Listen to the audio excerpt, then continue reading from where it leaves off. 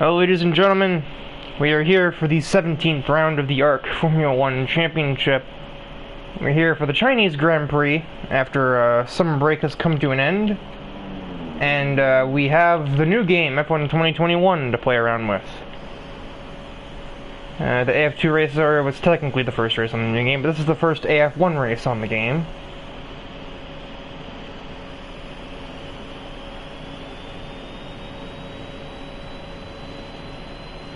This just sounds like an electric lawnmower, what?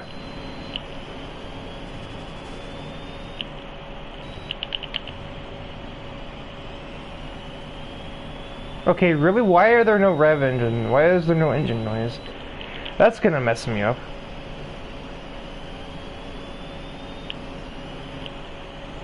Guys, we're not in Formula E, come on. Anyway.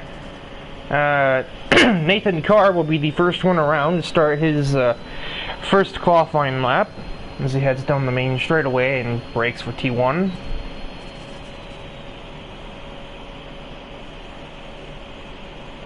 Okay, maybe now I can see where they were using this camera.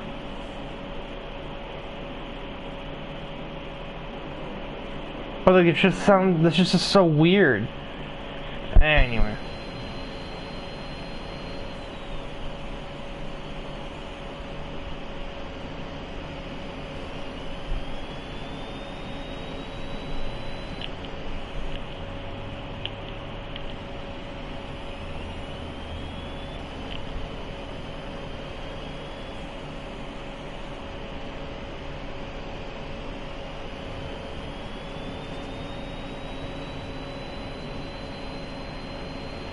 If it were just the turbo whine, I'd be able to deal with it, but there's also the lawnmower that I'm hearing.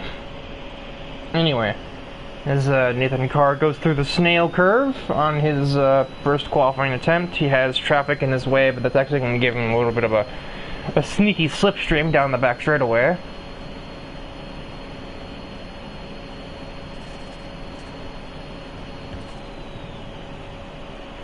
Gets it stopped for the hairpin. Only one more corner, we'll have our first provisional lap of the session. Never mind, he's going to abort.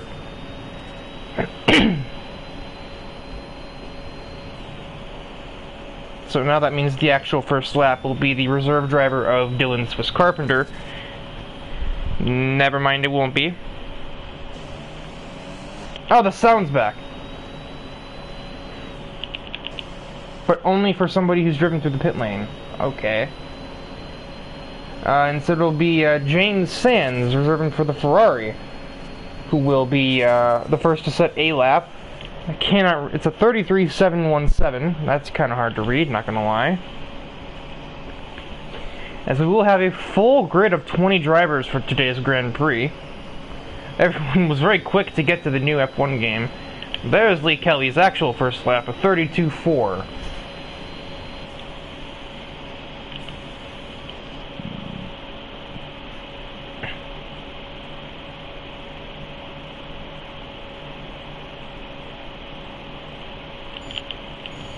I'm trying to look on the map.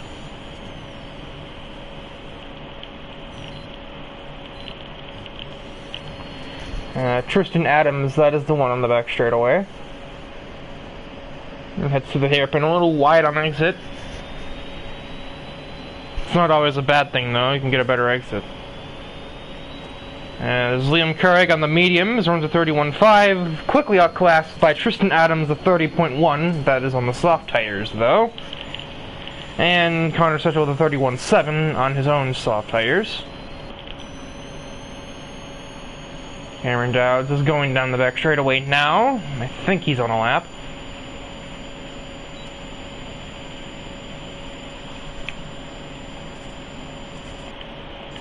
Okay, seriously, why is this a thing? That looks like a cut to me, but I guess if the game doesn't say so, then here we are. Carter Ritchie, I think, was the one that just ran a 32.8. A 32.5, I can't read. A 30.29, only about a tenth or so off, is Cameron Dowds on his first run through the course.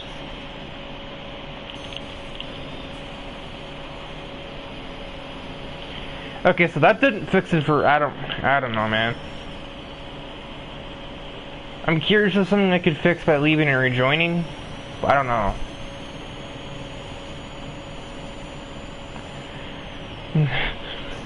Ty McIntosh's car just sounds like a bee is buzzing in my ear with a turbo whir. It's kind of funny, but I don't know if I'd be able to deal with for 28 laps. No new lap times have been set that I've missed. I think a Mercedes might be coming. No, it's not. That's just Setchel going on his way in. That also kind of looks like a cut to me, but I guess the game really doesn't care about the hairpin, but God forbid you put a left side tire on the curb at the last turn. Oh boy. And over the line, Tyler McIntosh runs a 32.3 on mediums. As the bed spins off, spinning off is, I think that was an Alfa Romeo. No? What was that? It might have been Matthew Stotts, maybe? It was a white car, which means it could have been a Haas or an Alfa Romeo. Or maybe even a Williams, but I think I'd have known if it were Williams. Something just moved. Oh, Mikey De Jong. It's not De Jong, it's De Jong. Runs a 31.5, also on mediums. Those are stuffing up. There's a yellow. Oh, somebody's moving another way.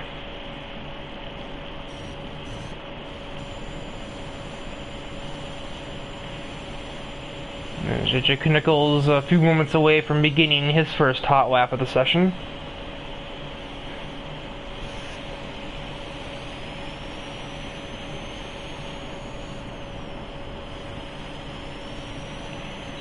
And we're right on board with him for it.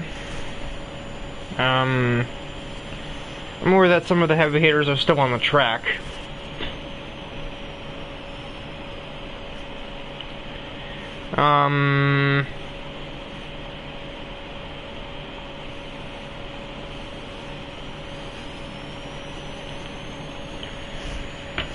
Yeah, I was looking at the score. Not professional, hardly, but if I were professional, then I don't know. If I were a professional commentator, I'd be somewhere else. As AJ Knickel hooks up the S's here. One thing to note about the new Formula 1 game, cars are twitchier than in past games, as you've just gotten a pretty good example of. Most curbs are not necessarily auto spin, some of them are in this game, but a lot of them definitely can spin you out if you hit them even a little bit wrong. So that's something that everybody will have to keep in mind as we do this first race on 2020, is that shit, are we moving because of how silent the car is all of a sudden?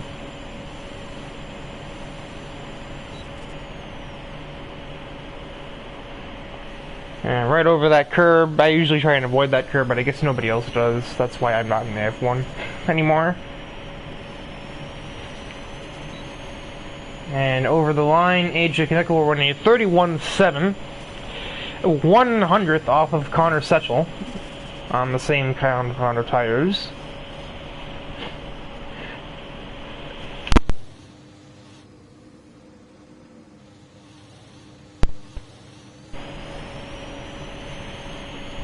There's some part of me that just does not feel like commentating today.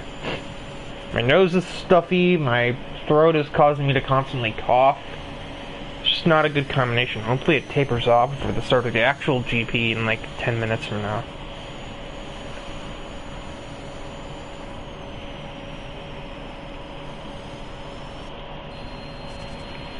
Billy Targhee with a 32.1.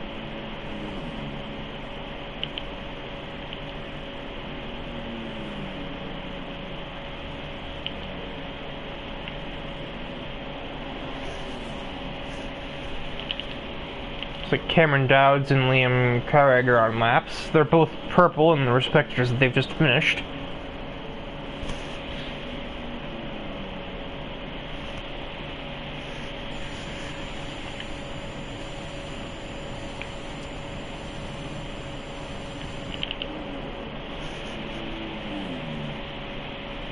Dowds is not purple in Sector 2, which means he may very well be a little bit off of Liam Carrick's lap time as he goes up towards the final turn. And he will produce a 30.25, just over a tenth off of pole.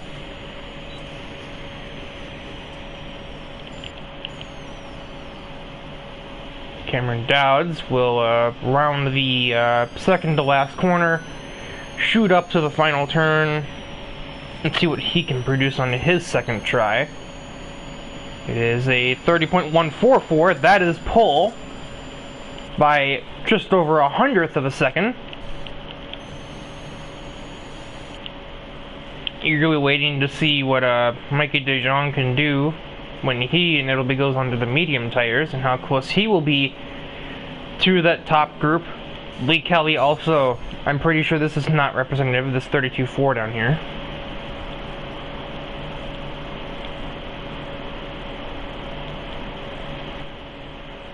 Oh yeah, I'm sure Joseph would know that. Cars go 23 laps. Random information that may not really be relevant until, 5 laps into the Grand Prix, but... Oh my god. As this is Tyler McIntosh on his second flying lap attempt. Nimkari gets out of the way just before the braking zone. So that's how I normally take it. I don't like to hit curbs if I ever can avoid it, so... Sometimes you can't avoid it, like this final turn. And McIntosh will produce a 30.8 on his second run. That's vaguely competitive with the top few drivers.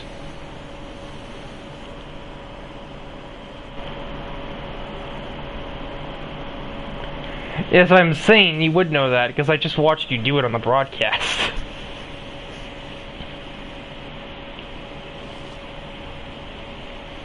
Hunter Setchel is another driver that I think can probably challenge to get near within a few tenths of pole, but he's on the medium tires at the moment, not the soft tires. So probably not. He may be trying to work the strategy out here. Nathan Carr is another driver that I think could probably get kind of near that top group right now, but he is also on medium tires.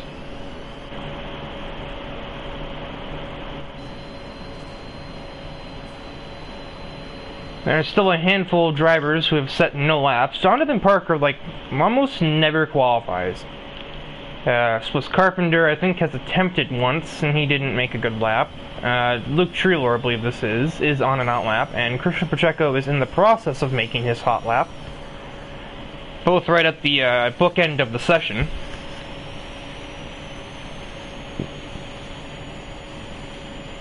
You can't really see it because there's yellows in every sector for people trying to get out of the way. But it's just about 3 minutes left to go in the session, so anybody that's not out on track now should probably do it pretty quickly before they lose the chance. Pacheco is also qualifying on medium tires.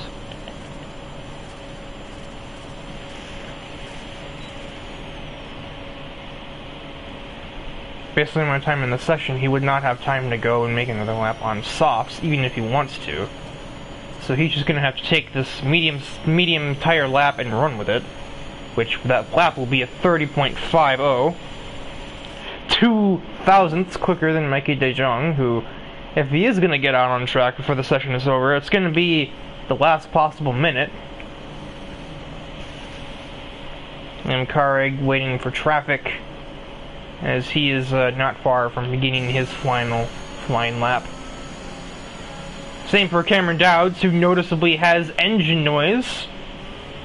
I forgot that they actually had a noise, to be honest. I just gotten so used to hearing the electrified lawnmowers that I forgot, oh yeah, cars make noise. Formula E, this is not.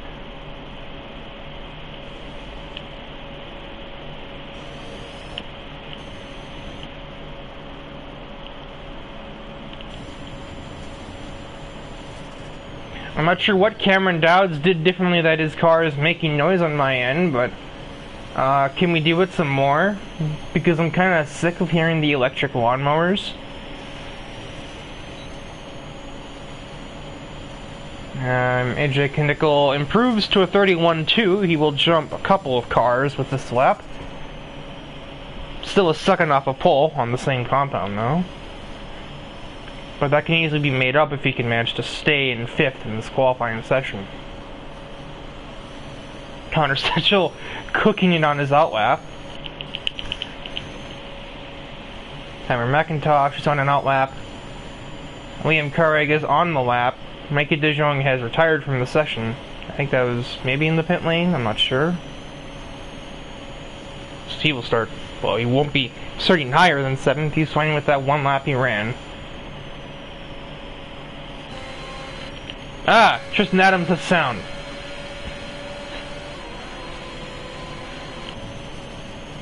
Liam Carrig is not far now from making his start. Nope, he's in the middle of the flying lap. I don't know what I'm talking about. People are retiring left and right, and that's kind of throwing me off a little bit, not gonna lie. Nathan Carr will not be starting in the top 10 as he's been jumped by at least one or both of the AlphaTauris in one go. Could be both, actually. They're both near each other on the track. As Tristan Adams begins his lap, Liam Carrig will head towards the final corner to end his final flying lap. 30.001, almost the 29s from Cameron Dowds. A 30.046 for Liam Carrig. Can Tristan Adams make his way into the 29s and pull off an upset qualifying? Or maybe, heaven forbid, somebody like Tyler McIntosh do it. I don't think anybody else really has a shot, as Jonathan Parker did eventually make a qualifying lap. He ran a 31.6. And now he needs a GPS. Lee Kelly runs a 30.61 on medium tires, so that'll be a dangerous one to watch out for if he's only about a half second off the pace on the harder compound. But Tristan Adams, with an actual motor in the car, very loudly goes down the back straightaway at top speed. Seriously, I got used to hearing the lawnmowers. It was easier to talk over. You don't know what you have till it's gone. At any rate, hopefully it'll at least be all one or the other. That looks like a cut to me, but anyway. Through the last turn, and there's a 29 from Tristan Adams to take a most likely pole position. Unless Tyler McIntosh has some sort of dark horse challenge for that. He will run at 30.4, so he'll jump Lee Kelly, and he'll only be a couple of tenths, well, 4 tenths, off of the top 3 runners. So, clearly, Tyler McIntosh, who, mind you, just got off of absolutely crushing the Chinese F2 Grand Prix. I said that backwards. The F2 Grand Prix of China, like about an hour ago. Clearly he found something at this track. Because he is up there with the front runners of Tier 1. And he is a Tier 2 reserve. And that does it for qualifying. Hopefully the Formula E era of this broadcast is now over. Or if it isn't, then hopefully we don't have random cars that decide, oh yeah, that's right, I have a V6 in here, not an electric. So there is your overall starting grid. Some of the drivers I'm kind of looking at that really did not qualify super well. Kyler Boggs and Nathan Carr and Francis Ferrand. Yes, that is him. He just changed his username. Or I think he's on an alternate account. 3 drivers that are normally pretty well pretty well into the top 10, especially in qualifying. Really nowhere near that right now. The 2 Connors and the 2 Mercedes, I kind of like that actually. Christian Pacheco, wow, that was actually, I mean, that's a half a second difference between, like, what was it, like 7th and 14th or something like that? 15th? So, probably one of the tighter qualifying sessions we've had in a while. You can tell because I was actually raising my voice. It doesn't usually happen in qualifying sessions because I just don't find them as interesting usually, but you've got a bit of a an unexpected, not unexpected result, but unexpected turnout. What do you mean lobby updated? What? We're in the middle of the race. Well, about to start the race. We're in between sessions anyway. That's the thing that pops up if you change a rule on the lobby screen, but we are well beyond that at this point, so I don't know why that popped up. Alright, well. So the question of the hour, will the car's engines make noise as we get onto the formation lap here? It sounds like we do have noise from something.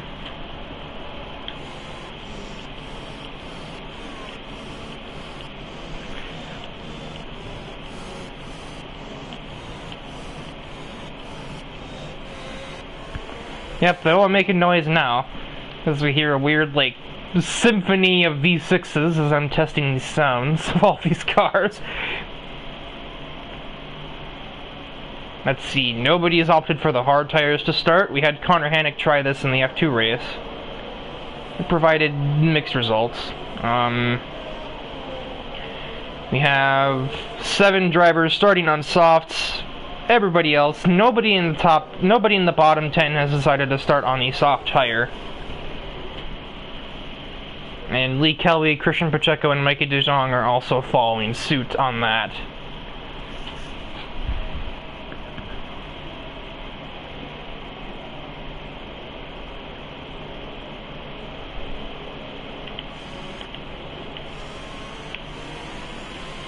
I just noticed that the Ferrari has a gradient on it. I hadn't noticed that until now.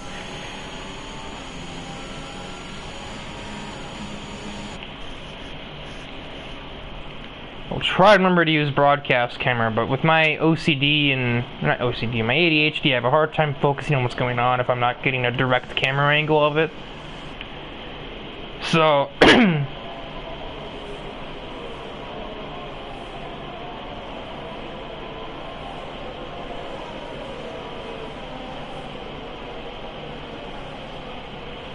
let's see, who is my pick to win this race?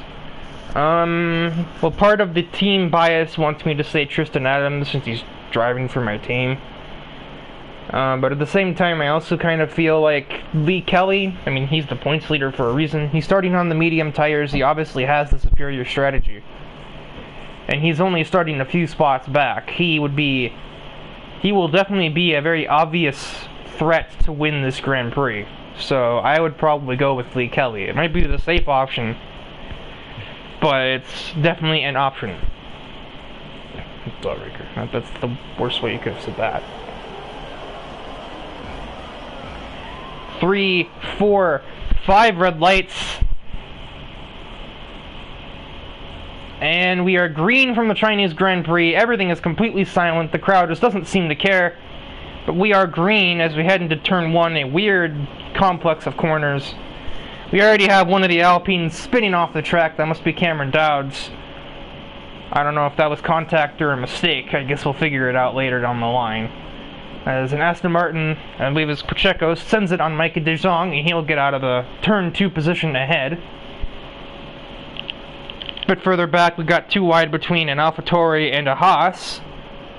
Can only assume this to be Jonathan Parker versus, well, it's actually both AlphaTauris. I don't know which one he's too wide with. He's gonna go right through the S's, and he will be ahead of that AlphaTauri still. You got a Alfa Romeo, which I assume to be Lee Kelly, looked for a move on McIntosh, but didn't find anything. As Tristan Adams, still your leader as we get through the first half of lap 1. And, well, we'll have 27 more to go. It's, I think I saw a bit of wing damage on the Alpine here. I'm not maybe mistaken on that. Watch for anybody spinning through the fog here. Seriously, it's really foggy. What the heck? Are we in Silent Hill or are we in F1? The brilliant conga line of Formula 1 race cars. People moving out of line, looking for moves. Red Bull and an AlphaTauri are going to go too wide. That would be, I don't know who, actually. Can I just have the leaderboard? As we have a VSC for something. I don't know what. Maybe Connor Hannock? And the game is saying Kyler Pox is a lap down. I don't think so. As now suddenly the cars are back to having no engine. I don't understand.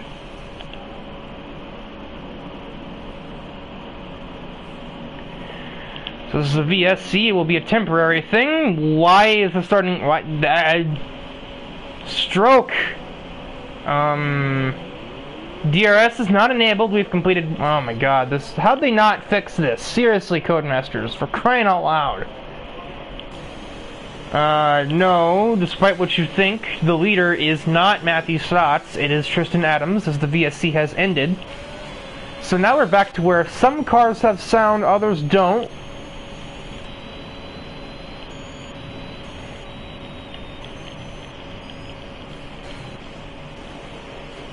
It's just specifically Matthew Stotts, and it's okay. Wait, is it back?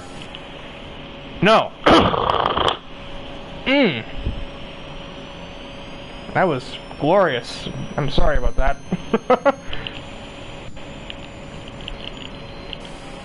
So the bottom four, and then the leader. Nobody else has sound. I don't. I don't understand.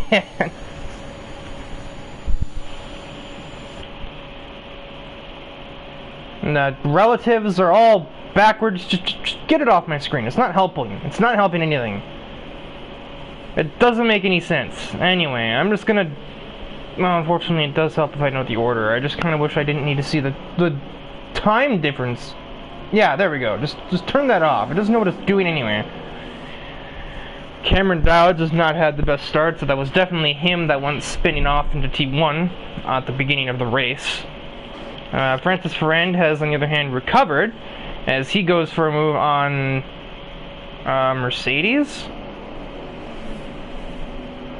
Oh, that's Connor Setchell. Oh. I was like, what? Connor Hannick's way back there. No, there's more than one Mercedes right here. It's a full grid. There's two of everything.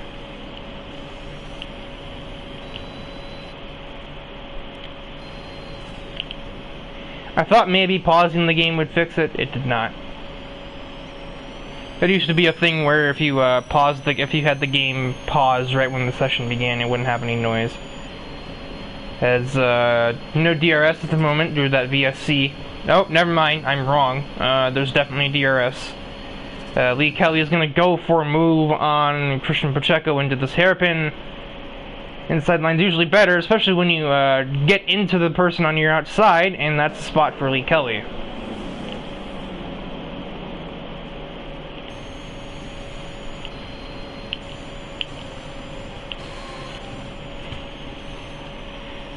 Tristan Adams is wide through T1. That opens the door for Liam. And that will be his position, I believe, as we get out of here. I am struggling with this UI setting right now. And indeed, Liam Craig is now the leader at the end of beginning lap 4.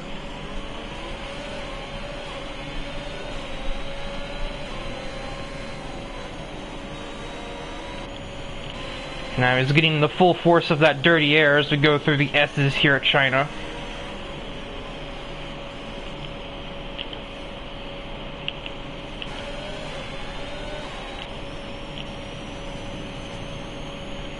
I mean, I'd rather this bug than the weird max revs bug that we had in 2020. I think it's still here. I would assume. They haven't fixed anything else. Because at least I can talk over this and it's not super distracting, unlike a car that's constantly sitting at 18k revs, just deafening anybody who's hearing it. As we have a spin or something back in Sector 2. I'm going to apply the focus to Christian Pacheco versus AJ Knickel for P3. Defensive maneuvers from AJ Knickel. Christian Pacheco is still just about there. Can maybe get him into T1 if he puts a good move on him. And I think so. DRS just kind of does that. No, he's not clear, and AJ has slid up into Pacheco, I do believe.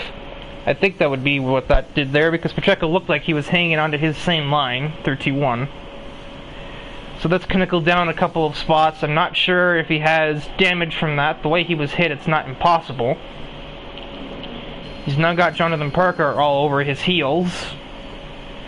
And defensive move from AJ means he will exit very wide. Parker will have a chance through the S's. This is always terrifying. And Parker, I think, just kind of backed up there.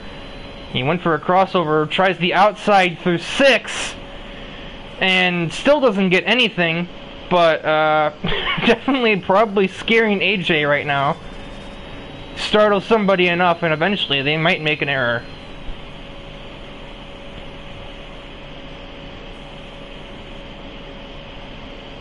Already up into 5th gear, 6th gear at 100 miles an hour. Don't take any chances with this corner exit.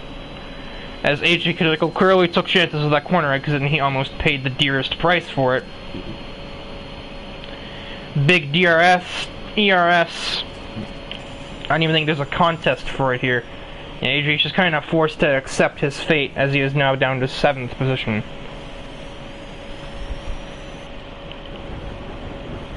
That's interesting. The Tree Lord not giving Connor Sexual any space to work with as we go through the hairpin. Big slide out of the last turn. There's a yellow in Sector 3. That is Matthew Stotts out of the race, and yet another VSC. And I see some raindrops.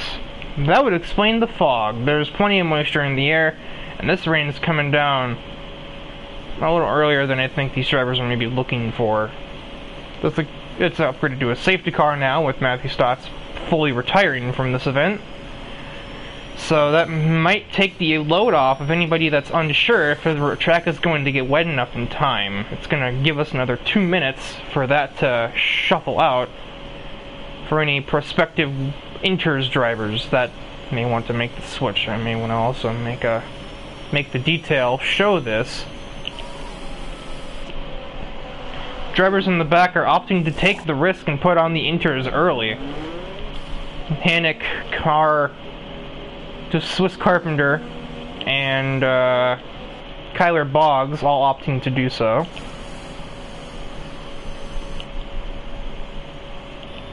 And the rain is starting to really spit out here, so I would be surprised if we don't see the rest of the leaders go in on this time round.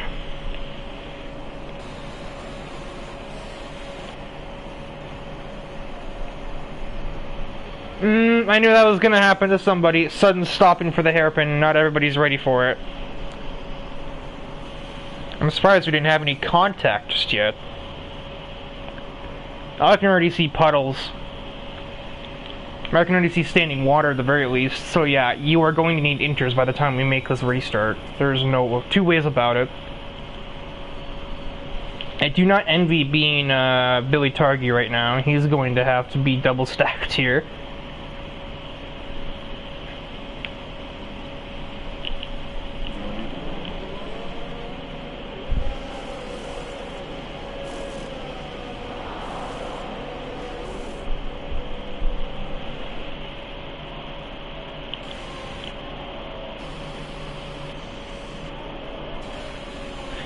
So it seems like pitting does eventually fix this engine glitch, because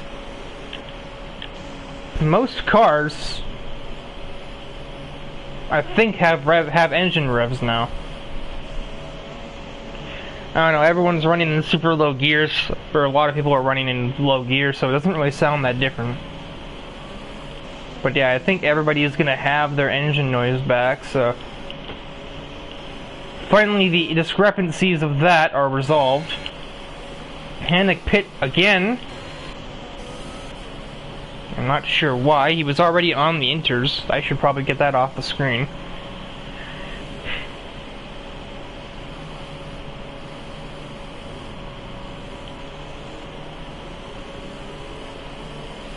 There's no real need for that on my screen. I think everybody knows what tire everybody is on.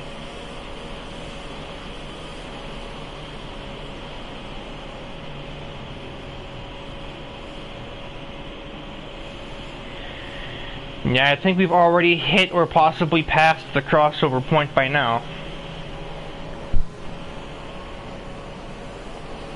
Though everybody already got on the interest train anyway, so it doesn't really matter. Pacheco makes extra sure that his engine is warmed up for this restart. Rev it like it's a Honda engine. Buddy, you're a Mercedes engine. There's no B-Tech.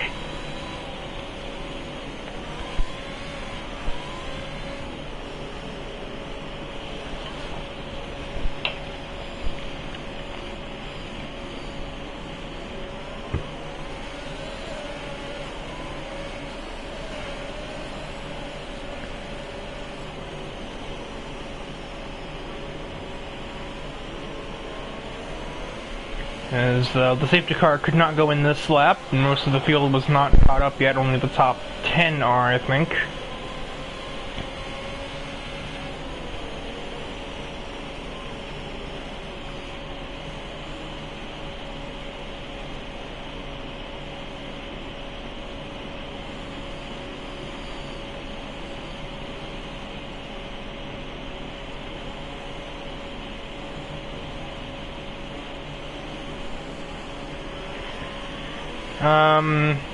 Lee Kelly has had a quiet race. His medium strategy has not played out the way that he probably hoped it would, as the rain came down very quickly very early into the race, meaning that any advantage he could have possibly gained from being on those mediums has since withered away into nothingness. I don't doubt he has pace still, though. He just has to be able to use it, even though the conditions have completely changed since the green flag. And, a driver that I think is definitely, performing above expectation is Pacheco right now. He's running in the podium spots as we speak. Up 4 spots from where he began. And, we'll have to see if he can maybe, you know, stay there. Because he's got Micah De Jong, Lee Kelly, and, to an extent, Jonathan Parker, who's also up 5 spots from where he started. That would make him driver of the day up to this point.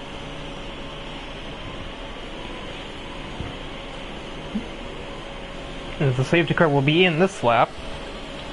Sort of a no-duh type thing, since everyone's here.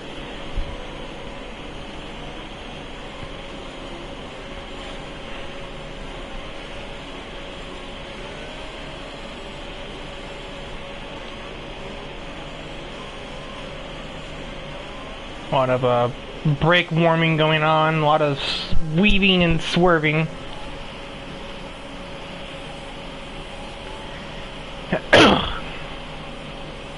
You can definitely tell which guys are on wheels and which ones aren't. Although to be fair, most of them up here are, so...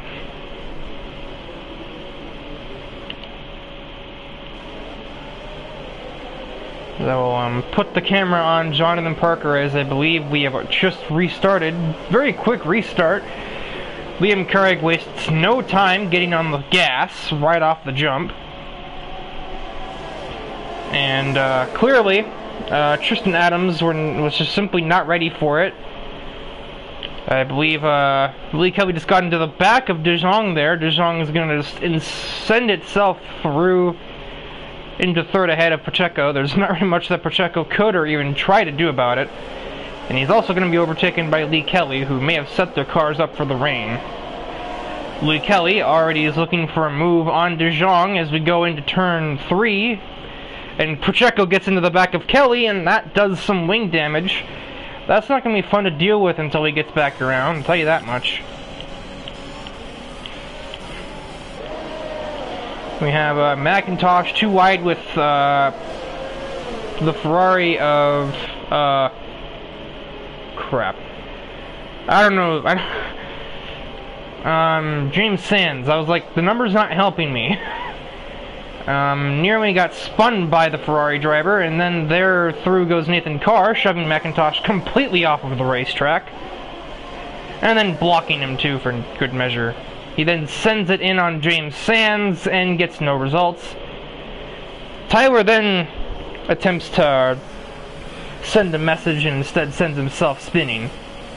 Almost gets judo chopped by Billy Targhee for his troubles. Looking back at the front, we have a perspective maneuver. really helpful camera. Might be, no, it will not be 3 wide. Ferrand will back out of that, but it is going to be Carter Ritchie making an overtake on Pacheco into the hairpin. Francis Ferrand will follow him through. So Pacheco was down 4 places off the first lap, and it wasn't even off of a mistake. It was just not much enjoying these wet conditions. He's pitting in. Oh yeah, damaged, right. I can bring this back now. You can see me visibly struggling to remember how to do these menus. It's been a few weeks. And Nathan Carr overtakes Tristan Adams. I'm not sure why or how he got back here. I must have spun, I guess. That's the obvious choice, yes. Ferrand has found his footing with the water on the track. He is up 9 spots from where he started now, and he wasn't that super far up when the restart happened. I don't remember where he was at the restart, but it was certainly not here.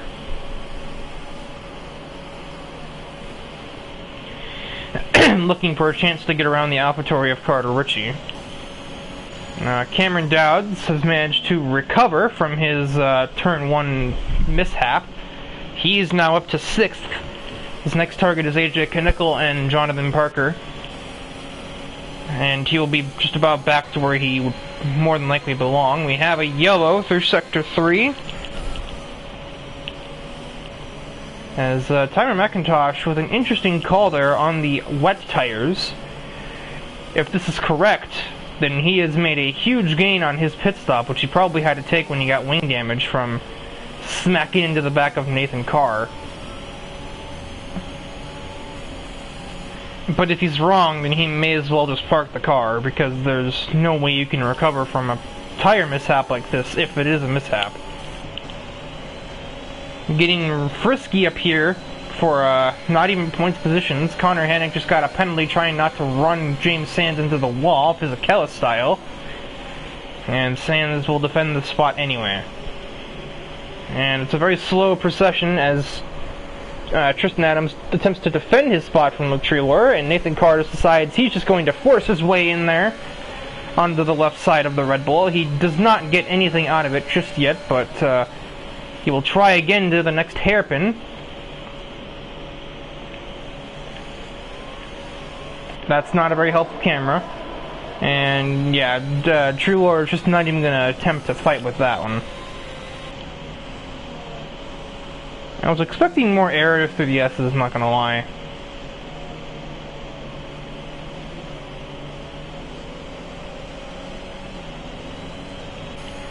As Cameron Dowds, since the last time we checked in, has since overtaken, and there's a crash for Connor Hannick. And there's that S error that I was referring to. Oh, that's the exit, not the middle. So we'll have our second safety car of the race.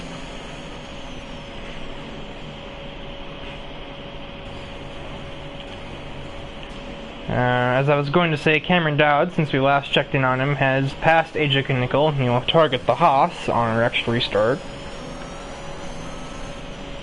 Now, I've actually done an annoyingly large, as we have Trulor and Nathan Carr making a collision under the safety car.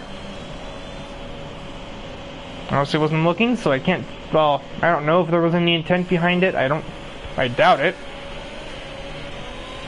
But you can never put it totally out of the realm of possibility.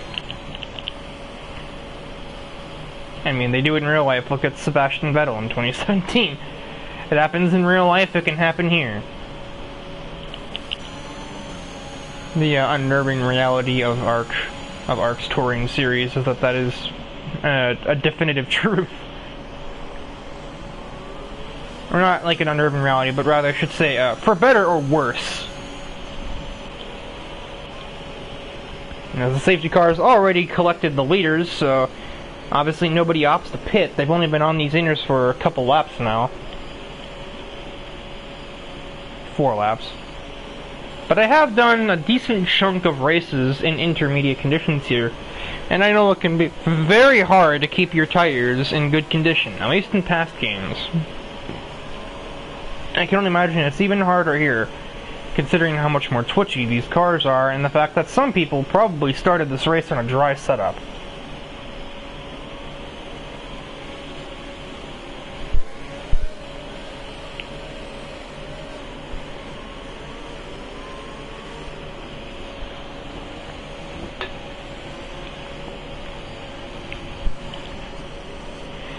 My last sip of Crush Orange, which is about the only thing that's keeping my throat from self-destructing here.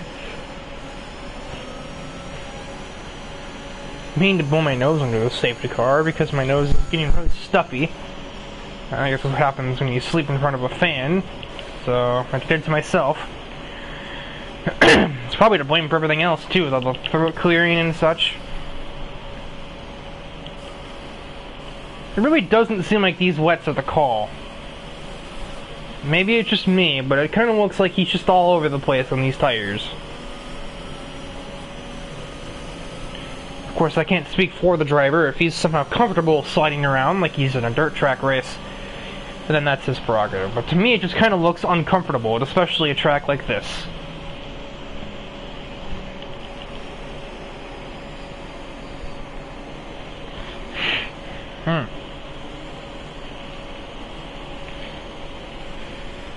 So while Lee Kelly is still my main pick to take victory, despite the fact that Karag has had a vice grip on the lead since he took it away on like lap 3, Jonathan Parker could be a bit of a dark horse candidate here. He's sort of in the catbird seat wherein he doesn't have to try and push against these main 3 leaders. He does have to defend from Cameron Dowd, which may prove to be some challenge. But he doesn't really have to, like, force the issue on any of these top 3, and if he is near them, if these top 3 get together, which I know they're aggressive racing styles, it's not impossible that that'll happen. I guess he'll be right there to pick up the pieces and come away with a podium, or under dire circumstances, the win. It's not likely to happen, no. But I've seen stranger things on F1 games, F1 leagues more specifically.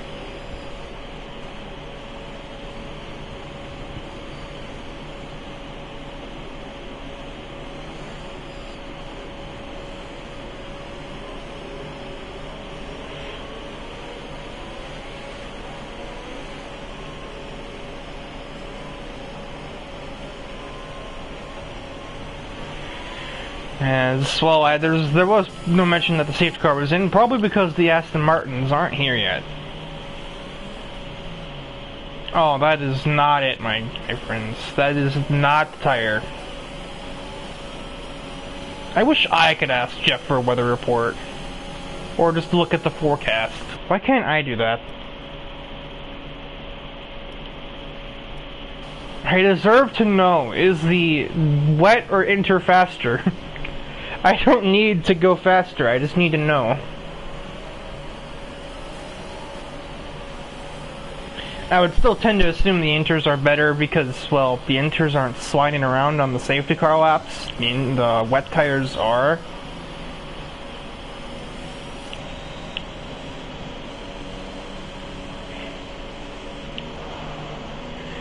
You don't really have to worry about warming these tires up so much, guys.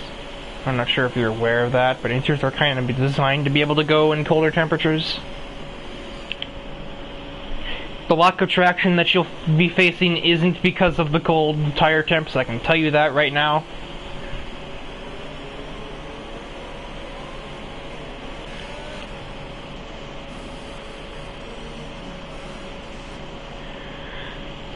Jonathan Parker almost ran into the back of Lee Kelly.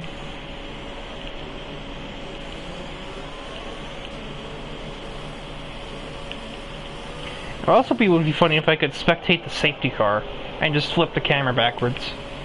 I can do this, but that's about it. And this is gonna hurt my thumb eventually, so. More raindrops sprinkling and possibly coming off the safety car. Or it could just be possible that it is getting heavier. Maybe obviously the drivers probably know, I don't. There is no weather forecast in the booth. The closest thing I get is I gotta look at Google Weather. Safety car will be in this lap, despite the fact that one of the Aston Martins is not on hand just yet.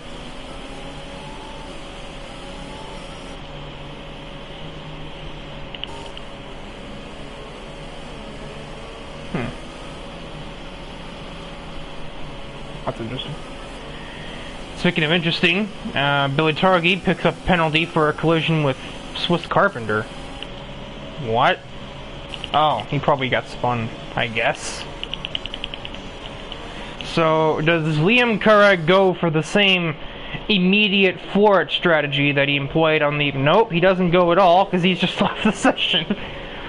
Alright, well, we'll put the camera then on second place, Mike De Jong.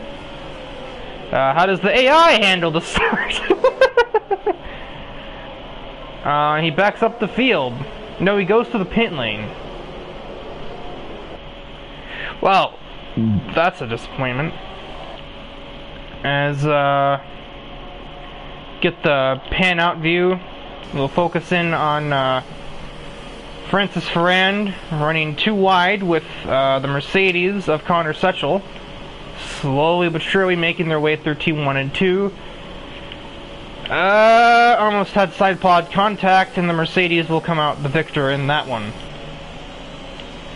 Poor exit for, Carter Ritchie. He will be overtaken by, I presume that to be Nathan Carr. I don't think Lee Kelly's back here, so... Oh, this is jarring. Okay, that's better. This would be AJ Knickel, I believe. He was running the wrong number.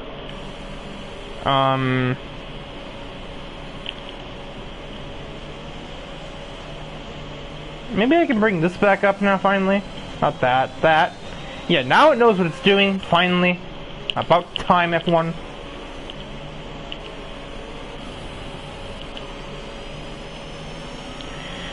As Cameron Dowd slowly approaches the Haas of Jonathan Parker to take away that third podium spot.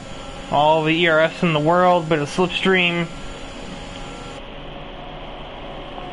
And the move is done before we even get near the corner. As Nathan Carr absolutely shoots up the inside of the hairpin. I assume he gets a wheel spin and tags Connor Setchell, not Kanik. But Setchell, unfazed, will remain in 6th place for the time being. Very obvious that Nathan Carr is faster at this moment, as Swiss Carpenter gets a time penalty for track limits. Nathan Carr almost pushing up into Setchell as we go through T1. No turn in, it seems like. Manages to not collide, but that's about it. Oh, I just saw a spin. That is Billy Targi around out of T2.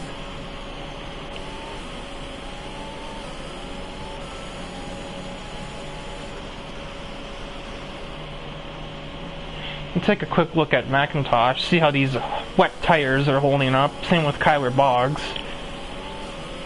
The same motley crew of drivers that I still believe are on the wrong compound of tire right now. It's an understeer fest, and I can only imagine it's not fun on corner exits either. As we quickly switch back up here to this battle for 6th place between Setchell, Carr, and Adams has now joined the battle. He's going to get right to Nathan Carr's inside, floor it on the ERS. And Nathan Carr must have lower downforce, as he's going to go... Oh, he's getting slipstream from Setchell, that's what it is. Adams brakes later. Carr just turns straight in on him. More oversteer, he has to almost go to the grass to not make more contact with Tristan Adams. And so that puts the Ferrari back to 7th. I say back as he was at one point much higher than 7th. Setchell wide through 1, that opens the door for Adams to position his vehicle, and that is now 6th place for the Ferrari driver. As Francis Ferrand is now caught up to Jonathan Parker. Makes him think for a second as we head into turn 4. I think this might be 3. Nathan Carr battling with AJ Knickel, going through that same hairpin. More and more wheel spin, and that'll promote AJ Knickel to 9th. And on the back, Swiss Carpenter has spun. And the two wet tire drivers, Kyler Boggs and McIntosh, are fighting over 13th position. The two wet drivers. I mean, I'm sure everybody's wet. They're in the rain. Cameron Dowds has a sneaky outside move, exiting that corner, going down the back straightaway. No DRS to save him here, though. So he has to tuck in line, get a quick slipstream. Lee Kelly breaks later, though, but he might compromise his exit. Not really. Actually, Dowds to compromise his own exit by getting on the power too much.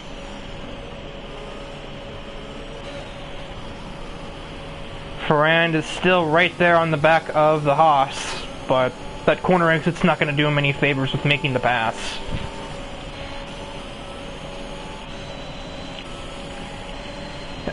This never-ending battle of people trying to pass Connor Setchel continues.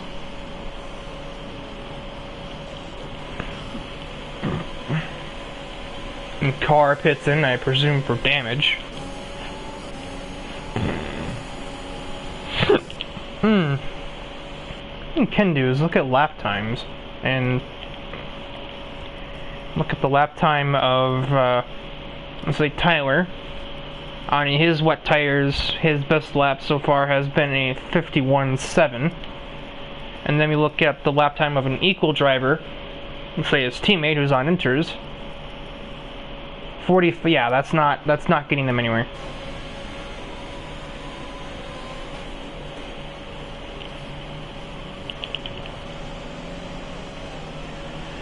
Carter Ritchie will be the next to challenge that Mercedes driver for his position.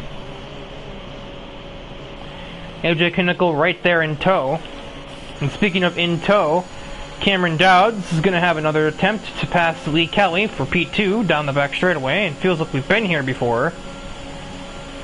Lee Kelly just has so much straight line speed, his downforce must almost be non-existent, and yet somehow he's managing to keep that car on the road. And all this fighting is exactly what De Jong wants to see right now, as he pits in. And I guess now is the crossover point. Now is when these three back here will finally gain their time back, but they're not going to be gaining a ton of it back. They're only going to be gaining a handful of spots. Everyone is in. AJ has maybe Lewis Hamilton? Oh, he's Lewis Hamilton out of the into the pit eggs. Oh no. That is just sad to see. He's Lewis Hamilton did, but without the gravel trap. That's even funnier, and that's a safety car. So now everyone's back on equal footing. Everyone's on the same wet tires. Everyone's gonna be on right on top of each other as they make another safety car restart. I shouldn't be laughing, but I am, because I'm going to laugh anyway, even if I shouldn't be. Boy. Yeah, you guys can go around that.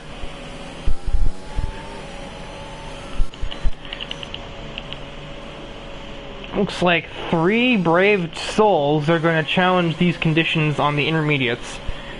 Adams is taking a risk.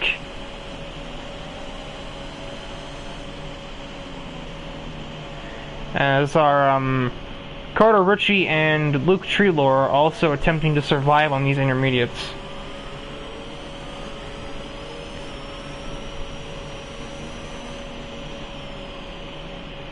Definitely be a case of current objective survive going on here. That or they just pit at the end of this lap. Maybe they just didn't have the chance to pit before the safety car came out. I'm not sure. I don't think that would have mattered. I think they could have gone any other way. But I guess we'll know in a handful of seconds when Adams passes the pit lane. What?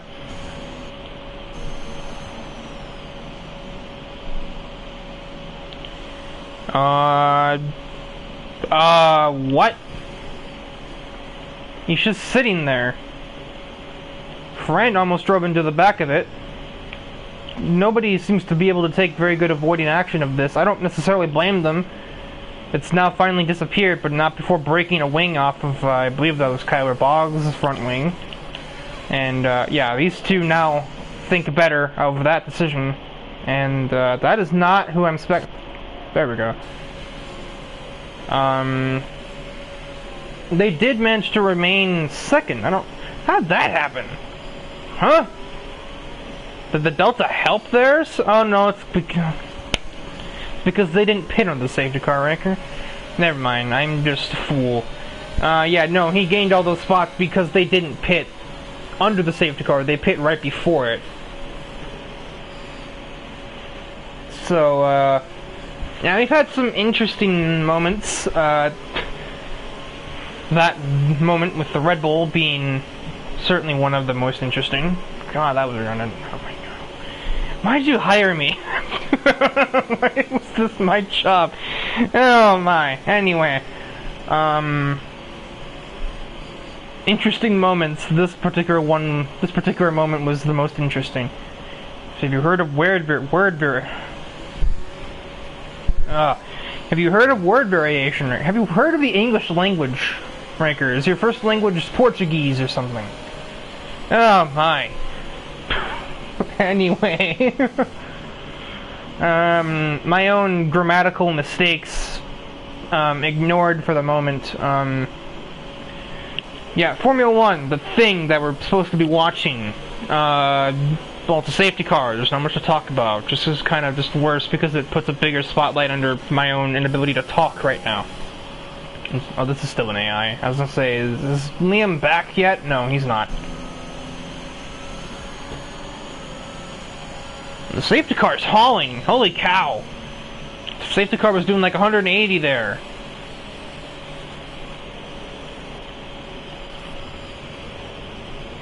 Tony Parker about ran into Francis going towards the airplane under the safety car.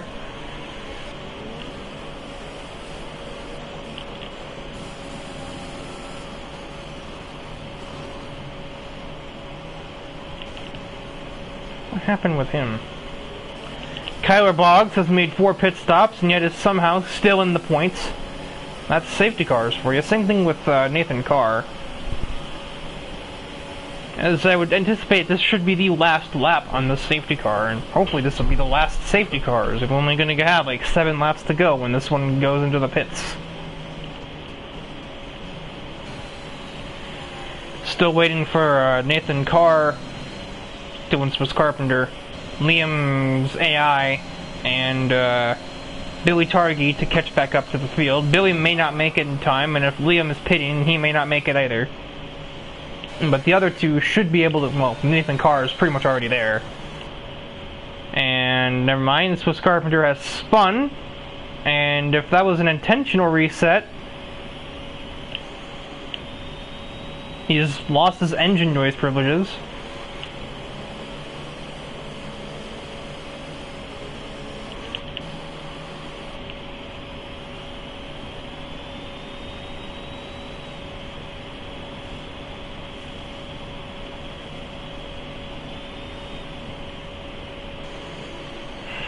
Silence. Even despite the spin, he's still there in time. I do not know if these two will make it, though. They got a long way to go and a short time to get there.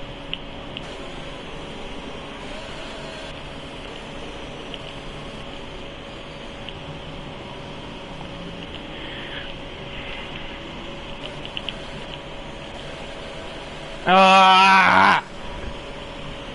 God. God. What was that? became like a southern pastor or something. My God! Okay. I'm losing my mind, ladies and gentlemen. That must be the heat. Safety car is in this lap. De Jong is all over its little sporty rear wing there.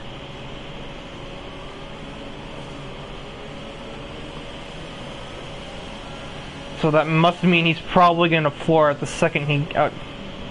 didn't it say it was in this lap? Oh my God, I'm losing it!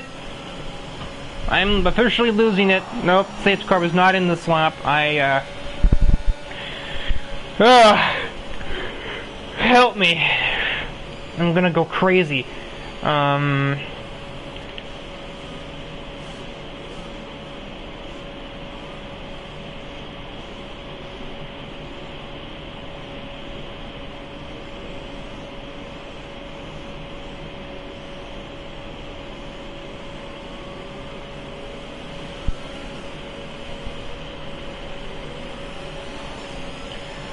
So, well, the safety car will definitely be in at the end of this lap because everybody is... Oh, Nathan Carr looped it out of T2. He was trying too hard to warm up his engine. And that's another DNF, possibly to add to the safety car timer. Oh, never mind, that was an intentional quit. I thought that was him into the wall. He might have hit the wall and then retired when he got the damage, I suppose, but...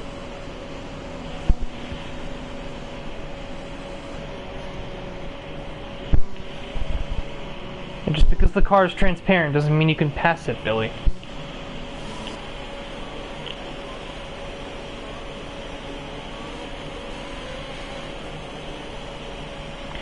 Now the safety car is in. Now that I've actually read things that are on my screen instead of just talking out of my behind.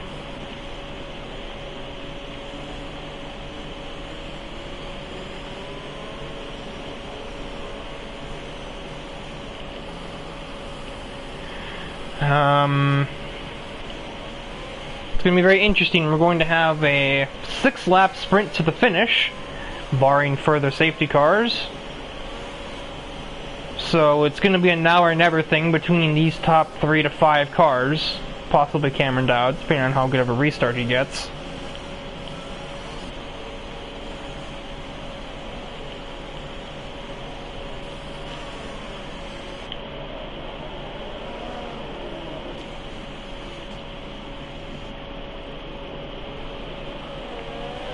And Mikey De Jong wastes no time flooring it. We haven't even basically exited the hairpin and he's already on his way. Possibly track extend there for him, but we'll just kind of look over that for the moment. You already see a bit of chaos in the midfield back there, as Parker and Cameron Dowd swap places going into T1. Pretty business as usual on that one. I imagine just a rough exit for Parker has given Dowd all the chance he needed. As there's Kyler Boggs trying to make his way around the outside of Parker, going through T2. I think there's a bit of a squeeze applied on the exit from both drivers, so maybe I guess it's all fair. Swiss Carpenter is retired. Is that another safety car, or is he in the pit lane? It looks like we're still going racing speed. They're going to attempt to go too wide through the S's, but you just can't hold that. Not in the rain, anyway. It's all very processional near the front. It's actually, as Tyler McIntosh DNF'd. And now that one is a safety car.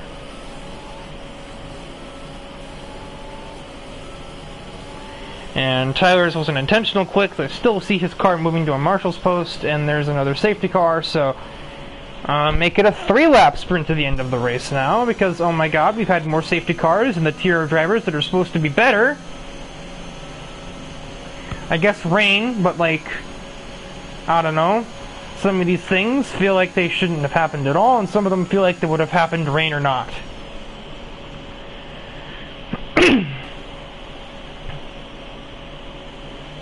Anyway, Yeah, now we're starting to get to that improvisational phase. Everything that I already planned to say during safety car periods, I've already said. We've had 5 of them, so it's really hard to continue to say things that aren't really relevant.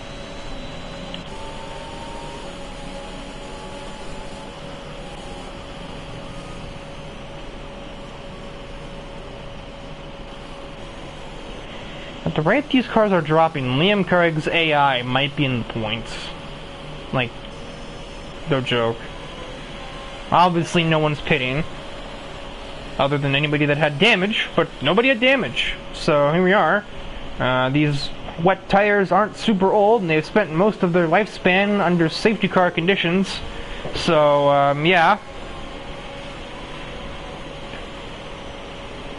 No real need to change them, especially with a couple of laps to go by the time we get the restart again. And I know for a fact we won't be able to have any more because we won't have enough laps for another safety car after this one ends.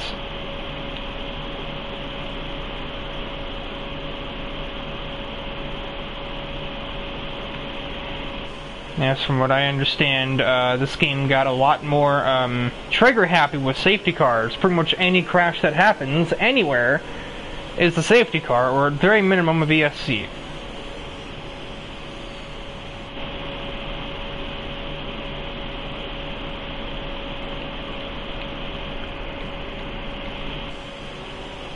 Well, if Codemasters games made sense, they wouldn't be Codemasters games, Tyler. So, here we are.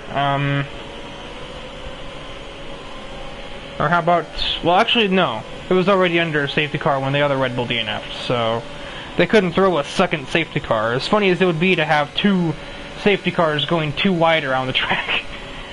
Or maybe just sub in the pace car from Heat 5.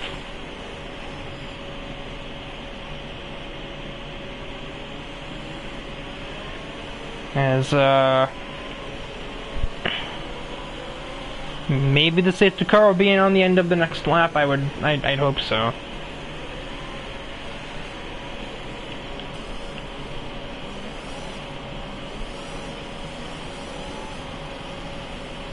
Every time somebody does those weird rear tire warm-ups where they intentionally get wheel spin, I'm always waiting for them to do more than they can catch, and like George Russell themselves. Oh my lord, I can't talk. Been here too long. This race should have been over like 12 minutes ago. Roughly. Maybe more like 5 minutes ago. But instead we still got 3 more laps of racing, which... I don't know. If anything like the last 8, I think I'd rather just pass. Because the last 8 laps haven't really been racing, they've been safety cars.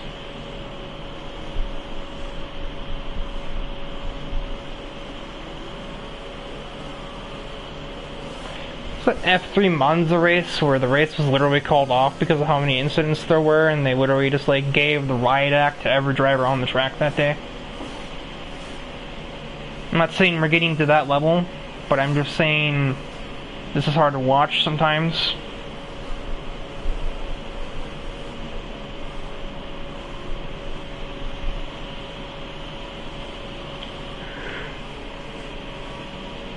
So if you look at the running order, it hasn't changed since the last time I ran down it. The biggest thing really being the safety cars in this lap, definitely for the last time. Thank the Lord, they can't go in any more times because there's only going to be 3 laps to go when we take the green. The fact that Kyler Boggs, to me, is in the top half of the field, almost top half of the running field, no less, right in the middle, is impressive to me considering his 4 different pit stops.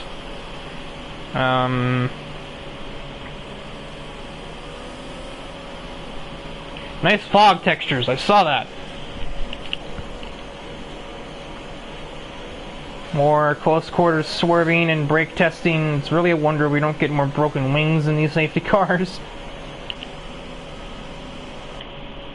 As we remove the UI and get prepared for one last restart, which I imagine will happen as soon as this Alpine exits the hairpin. Just about. And we are green again from China. Ignore that yellow flag there.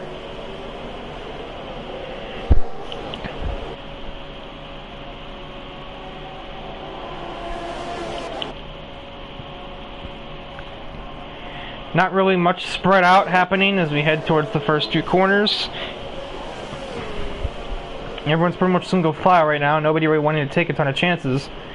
Unless your name is Kyler Boggs, in which case you want to get around Jonathan Parker. And we're going to go on the outside again. I feel like we've seen this before. A lot of wheel spin from Parker. He's lucky to keep that car into wraps as we head towards turn 4. James Sands retires from the session. That's in the back.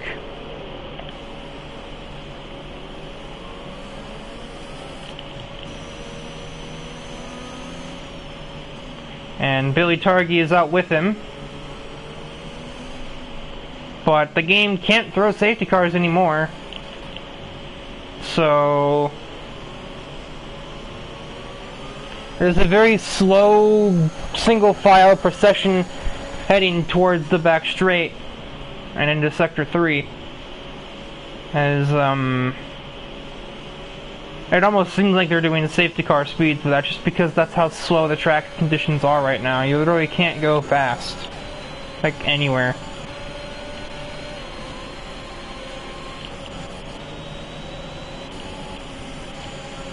As we're gonna have Dowds and Ferrand too wide heading towards the hairpin. And braking zone, curb hop I think from Ferrand.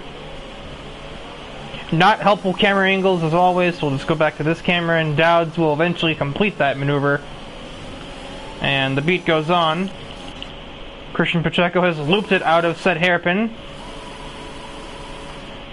And I'm not sure what happened to Jonathan Parker, but I did say it, didn't I? The way that this race was trending, it was very possible Liam Craig's AI could score. Obviously, Liam himself won't get points. It'll go to the 10 runners that you see right now. But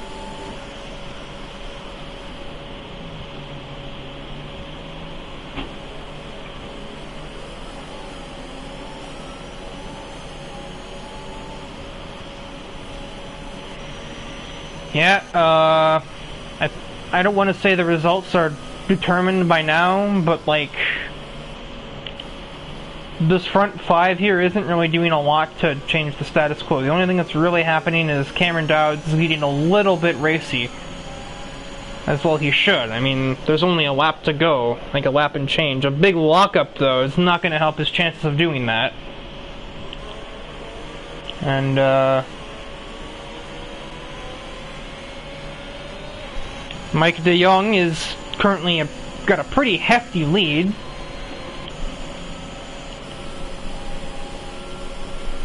Jonathan Parker gets ahead of Liam Craig's AI. Beautiful overtake from the American driver.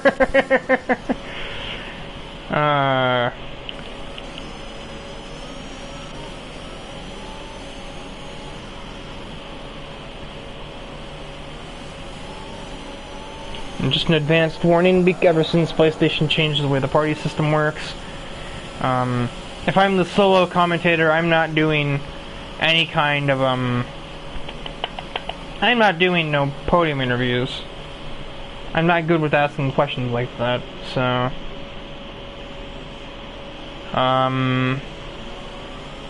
just embarrassing. I can barely talk correctly as is. The last thing I'm gonna do is try and ask questions that I usually see as pointless.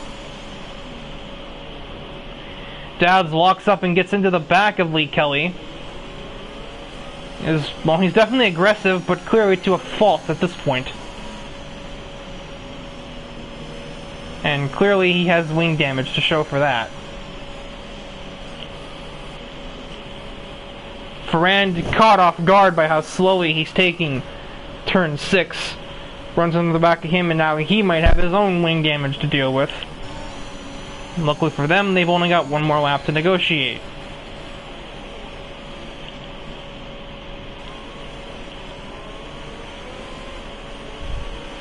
As Mikey de Jong's only got 2 more corners to navigate. If he just pretty much survives them, the Grand Prix will be his. Tristan Adams is going to finally capture a podium finish after so many blown victories.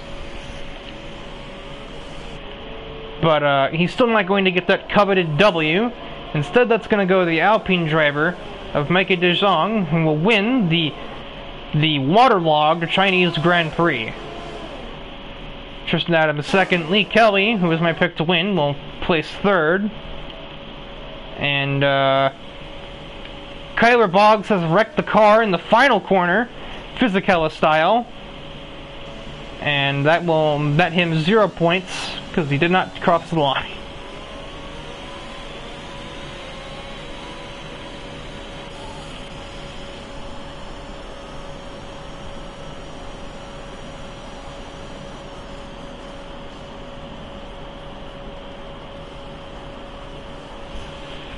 Francis Ferrand is considered driver of the day, and I just got a trophy for watching a race.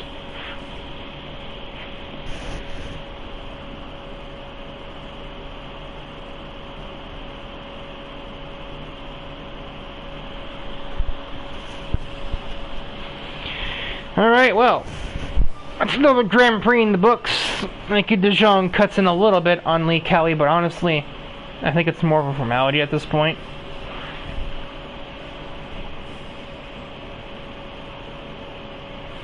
This is definitely a podium you'd never see in real life. Alpine, Ferrari, Alfa Romeo.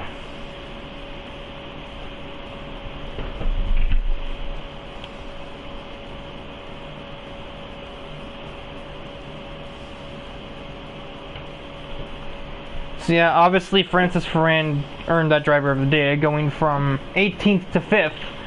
Micah de Jong being the only other driver that could even compete for that title, as he went from 8th to win the Grand Prix.